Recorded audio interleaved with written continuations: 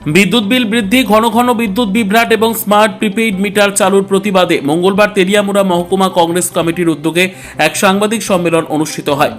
সাংবাদিক সম্মেলনে প্রাক্তন বিধায়ক অশোক কুমার বৈদ্য, ব্লক কংগ্রেস সভাপতি অতনু রায় সহ অন্যান্য নেতারা অভিযোগ করেন, বিদ্যুৎ পরিষেবার অব্যবস্থাপনা ও অস্বাভাবিক বিলের কারণে সাধারণ মানুষ চরম ভোগান্তির শিকার হচ্ছেন। সোমবার তেলিয়ামুড়ায় প্রিপেইড রিচার্জ সার্ভারের ত্রুটির কারণে বহু গ্রাহক সমস্যায় পড়েন বলেও দাবি করেন তারা। কংগ্রেসের দাবি, বিদ্যুৎ পরিষেবার ত্রুটি দ্রুত দূর করতে হবে, অস্বাভাবিক বিদ্যুৎ বিল নিয়ন্ত্রণে আনতে হবে এবং স্মার্ট মিটার নিয়ে মানুষের উদ্বেগের সমাধান করতে হবে। তা না হলে আগামী দিনে বৃহত্তর আন্দোলনের হুঁশিয়ারি দেন দলীয় নেতারা। জনগণকে অবগত করার জন্য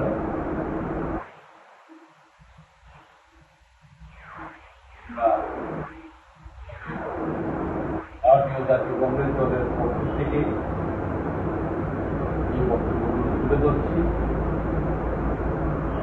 আমাদের প্রদেশ কংগ্রেস কমিটি সারা রাজ্যে এই বিদ্যুৎ মাশুল বৃদ্ধি এবং স্মার্ট মিটার বাতিল সহ আরো কয়েকটি গুরুত্বপূর্ণ বিষয় নিয়ে আন্দোলনের ডাক দিয়েছে। বিভিন্ন জেলাভিত্তিক গণধর্ণা গণঅবস্থান চলছে। এর মধ্যে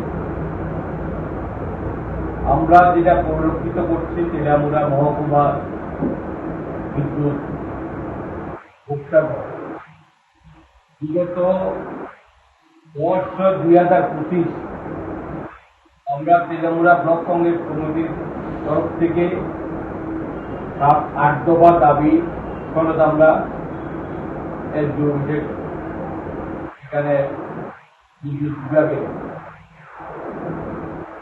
ম্যানেজার আমরা আপনারা জানেন, এখানে দীর্ঘ সময় লাইন ধরে এই যে বিল দেওয়া মাত্র 2টা কাউন্টার, কোন সময় একটা বন্ধ থাকে। মহিলা, পুরুষ, সিনিয়র সিটিজেন দীর্ঘ সময় লাইন ধরে সেখানে